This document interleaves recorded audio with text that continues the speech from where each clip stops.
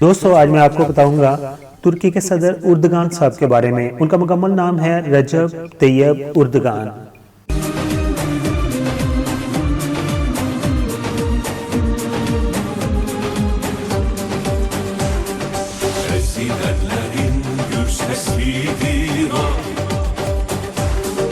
Göründüğü gibi olan gücünü milletten alan Recep Tayyip Erdoğan.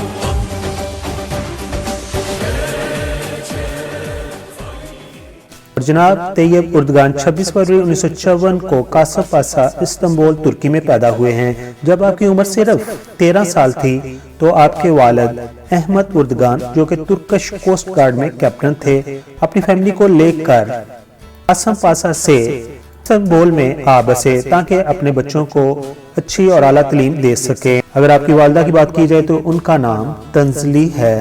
Tayyab उर्दगान को अपने आबाई गांव कासफ पासा से बहुत ज्यादा प्यार है, इसलिए वो जब भी तातीलात मनाते हैं तो अपने आबाई गांव चले जाते हैं। तैयब उर्दगान जब स्कूल में पढ़ते थे तो आपके वालिद आपको तुर्की के 2.5 रुपए यानी कि 2.5 लीरा देते थे, क्योंकि तुर्की की करेंसी का नाम लीरा है। आप ये 2.5 लीरा लेकर उस वक्त पोस्ट कार्ड खरीदते थे और फिर उसको कुछ दूर जाके दूसरी गलियों में बेच देते थे। इसके अलावा आपने बचपन में ट्रैफिक इशारों पर पीने वाले पानी की बोतलें भी बेची हैं। मजीद अगर देखा जाए तो आपने बचपन में इस्तांबुल की गलियों में छोटे बच्चों के लिए खाने के बिस्कुट भी बेचे हैं। दोस्तों आप बात करते हैं आपकी एजुकेशन की, तो तैयब उर्दगान साहब ने 1965 में इब्तदाई तालीम कासफ पासा पायल प्राइमरी स्कूल से हासिल की। इसके अलावा आपने इमाम हैतब स्कूल से कुरान हदीस के साथ साथ अरबिक लैंग्वेज की भी तालीम हासिल की। शायद यही वजह है कि अक्सर तकारीर में वो कुरान की तिलावत बड़े शौक से करते हैं। आपको स्कूल में आपके साथ ही मौलवी कहकर बुलाते थे। आप स्कूल दौर से ही तकारीरी मुकाबला में हिस्सा लेते रहे हैं, यानी कि आपको तकरीर करने का शौक रहा है। इसलिए आप अक्सर जब तकारीर करते हैं तो कोई भी लिखा हुआ कागज नहीं अपने पास रखते।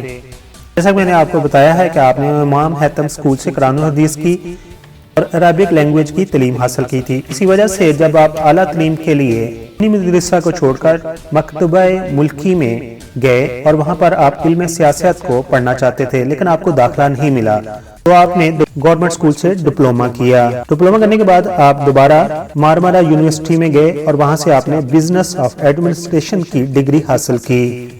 दोस्तों बात करते हैं तैयब उर्दगान साहब के सियासी कैरियर की, तो 1976 में पॉलिटिकली नेशनल स्टूडेंट यूनियन को ज्वाइन किया और 1976 में ही आपको बेगलो youth branch of Islamist national sociology party के सदर के तौर पर मुंतखब कर लिया गया। आपने सदर की हैसियत से ये पोजीशन 1980 तक संभाले रखी। आप 1991 में पार्लियामेंट के मेंबर मुंतखब हुए। आप 1994 से 1998 तक इस्तांबुल के मेयर मुकर्रर हुए और आपने इस्तांबुल के अंदर बहुत ज्यादा काम करवाया और यही वजह है कि आपको पॉपुलैरिटी हासिल हुई। दोस्तों आप 2002 में AKP पार्टी के सरबराह बने और सन 2003 के मार्च में तुर्की के प्राइम मिनिस्टर के ओहदा पर फाइज हुए। जुलाई 2016 में फौज ने आपके खिलाफ फौजी बगावत कर दी, मगर आपके एक वीडियो पैगाम पर अवाम सड़कों पर निकल आई और फौजी बगावत को उन्होंने कुचल दिया। जब आप प्राइम मिनिस्टर थे तो आपने बहुत ज्यादा कोशिश की और यूरोपीय यूनियन से मुज़ाकरात किए ताकि तुर्की को यूरोपीय यूनियन में शामिल कर लिया जाए, लेकिन आपकी ये कोशिश रायगा गई और आपको यूरोपीय यूनियन का मेंबर नहीं बनाया गया। उसके बाद आप नवंबर 2018 में तुर्की के सदर बने। आप तुर्की के 12वें सदर हैं, लेकिन आज तक तुर्की के जो सदर बने उनमें सबसे ज्यादा पॉपुलैरिटी आपको हासिल है। उसकी ये वजह है कि आप मुस्लिम उम्मा के लिए दर्द रखते हैं और जहां भी मुसलमानों के खिलाफ कोई जुल्म होता है आवाज उठाते हैं और जहां तक हो सके हेल्प करते हैं, मदद करते हैं। बेहतरीन सियासतदान होने के साथ साथ आप एक बेहतरीन फुटबॉलर भी थे और पेशा वाराना सतह पर आप फुटबॉल खेल चुके हैं। याद रहे कि 1999 में उन्हें मजहबी बुनियाद पर इश्तिगाल अंगेजी के जुर्म में 4 माह जेल भी गुजारनी पड़ी थी, क्योंकि उन्होंने सरेआम एक वतन परस्ती से सरशार नज़म पढ़ी थी जिसमें कहा गया था, मस्जिदें हमारी छौनियां हैं, गुनबदें हमारे हौद हैं और मीनारें हमारी संगीनी हैं اور مومن ہمارے سپاہی ہیں۔ جناب طیب اردگان نے اسلامی اقدار کے نفاذ سے کبھی انکار نہیں کیا، لیکن انہوں نے ہمیشہ ترکی میں سیکولرزم کو جاری رکھنے کا حلف لیا ہوا ہے، مگر اس کے ساتھ ساتھ وہ ترکوں کو اپنے مذہبی عقائد کو کھلے طور پر ظاہر کرنے کے حامی بھی ہیں۔ اس وجہ سے چھوٹے شہر اور قصبوں میں انہیں سلطان کے نام سے پکارا جاتا ہے، جو کہ سلطنت عثمانیہ کی یاد دلاتا ہے۔ آپ کی اہلیہ تقاریر میں سر پر حجاب لیتی ہیں۔ دوستو اب بات کرتے ہیں کہ یورپ اور مغربی طاقتیں آخر ترکی سے خفا کیوں ہیں یا ان سے ڈرتی کیوں ہیں؟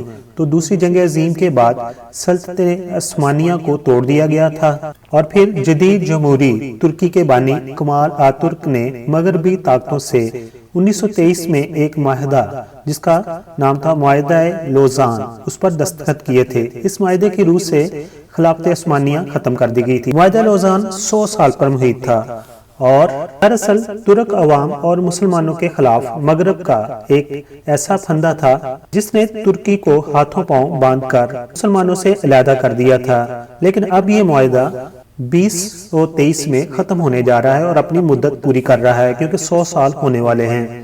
اب ہم بتاتے ہیں آپ کو کہ معاہدہ لوزان دراصل ہے کیا اور اس کے ترکی پر کیا اثرات مرتب ہوئے۔ اسی لیے 2023 کے بعد ترکی کے صدر طیب اردگان کہتے ہیں کہ ترکی پہلے جیسا نہیں رہے گا۔ جب یہ بات کہتے ہیں تو یہ سوال اپنے اندر نہایت دلچسپ معلومات اور تاریخ رکھتا ہے۔ دوستو معاہدہ لوزان کی روح سے خلافت عثمانیہ ختم اور سلطان کو ان کے خاندان سمیت ترکی سے جلا وطن کر دیا گیا تھا اور سلطان کی تمام پراپرٹی کو بھی ضبط کر لیا گیا تھا۔ اس کے علاوہ ترکی کو ایک سیکولر اسٹیٹ قرار دیا گیا تھا اور ترکی پیٹرول کے لیے اپنی سرزمین کو استعمال نہیں کر سکتا تھا، یعنی اس معاہدے کے تحت وہ اپنی زمین سے پیٹرول نہیں نکال سکتا تھا، بلکہ اپنی ضرورت کا سارا پیٹرول وہ امپورٹ کرے گا اور 100 سال تک اس معاہدہ کا وہ پابند بھی رہے گا۔ اور ترکی کا سمندر جسے باسفورس کہتے ہیں اس کو عالمی سمندر کا درجہ دے دیا گیا تھا، وہ اس لیے کہ جو بھی جہاز وہاں سے گزرے گا وہ ترکی کو کوئی ٹیکس پے نہیں کرے گا۔ دوستو باسفورس کا سمندر بہت ہی اہمیت رکھتا تھا، جو کہ بحیرہ اسود، بحیرہ مرمرہ اور بحیرہ متوسط کا ایک لنک فراہم کرتا تھا۔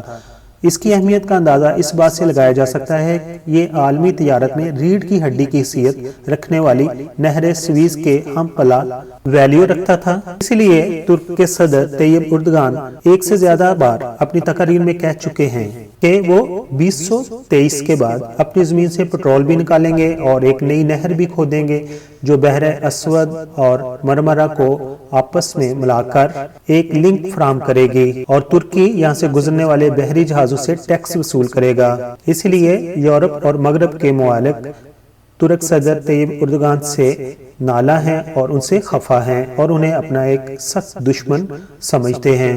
ترکی اور پاکستانی گورنمنٹ ایک معاہدے پر سائن کرنے جا رہی ہیں جس کے بعد پاکستان کے لوگ اور ترکی کے لوگ دوہری نیشنلٹی رکھیں گے، یعنی ترکی کے لوگوں کے پاس پاکستانی نیشنلٹی ہوگی اور پاکستانی لوگوں کے پاس ترکی کی نیشنلٹی ہوگی، اور ان کو ایک دوسرے کے ملک میں جانے کے لیے کسی ویزا کی ضرورت نہیں ہوگی۔ آپ کو یہ بھی بتاتا جاؤں، جب بنگلہ دیش میں وہاں کی حکومت نے جماعت اسلامی کے سربراہ کو غداری کے جرم میں پھانسی کی سزا دی تھی تو آپ نے وہاں سے اپنا سفارتکار واپس ترکی میں بلا لیا تھا۔ اس کے علاوہ آپ نے برما کے مسلمانوں کے لیے بھی اپنے ملک کے دروازے کھول دیے تھے۔ آپ نے برما کے مسلمانوں کے بارے میں یہ بھی کہا تھا کہ اگر ہم ظلم سے بھاگنے والوں کا سہارا نہ بن سکے تو ہم اپنے مسلمانوں پر دوسرا جو بڑا ظلم کر رہے ہوں گے۔ اس کے علاوہ آپ انڈیا کے کشمیر میں مسلمانوں کے اوپر جو ظلم ہو رہے ہیں اس کے لیے بھی آواز اٹھاتے رہے ہیں اور ہمیشہ پاکستان کا ساتھ دیا ہے۔ آپ مسلمانوں سے مخاطب ہو کر کہتے ہیں کہ میری ہر مسلمان گھر اور خاندان سے اپیل ہے کہ اسلامی ثقافت پر فخر کریں جو کتاب اللہ اور سنتے رسول صلی اللہ علیہ وسلم سے آتی ہے، اور مغربی ثقافت کی نکالی مت کریں، وہ دھوکہ دیتی ہے اور خاندان کو برباد کر دیتی ہے۔ دوستو آخر پر بات کریں گے آپ کی ازدواجی زندگی کی۔ تو آپ نے 4 جولائی 1978 کو ایمنی گلباران سے شادی کی اور آپ کی وائف سے آپ کے 4 بچے ہیں۔ آپ کے بچوں کے نام کچھ اس طرح ہیں: احمد، بلال، ارسا اور سمیع، یعنی کہ آپ کے 2 بیٹے ہیں اور 2 بیٹیاں ہیں۔ اور آخر پر میں دعا گو ہوں کہ اللہ تعالیٰ مسلم امہ کو صحیح راہ اور ایک دوسرے کی مدد کرنے کی توفیق عطا کرے، آمین۔ دوستو دوسرے چینل کی طرح میں شروع میں نہیں کہتا کہ میرے چینل کو سبسکرائب کر دیجئے، لیکن ابھی آپ نے ویڈیو مکمل طور پر دیکھ لی ہے، اگر پسند آئی ہو تو میرے چینل کو سبسکرائب کر دیجئے۔ آپ کا بہت بہت شکریہ۔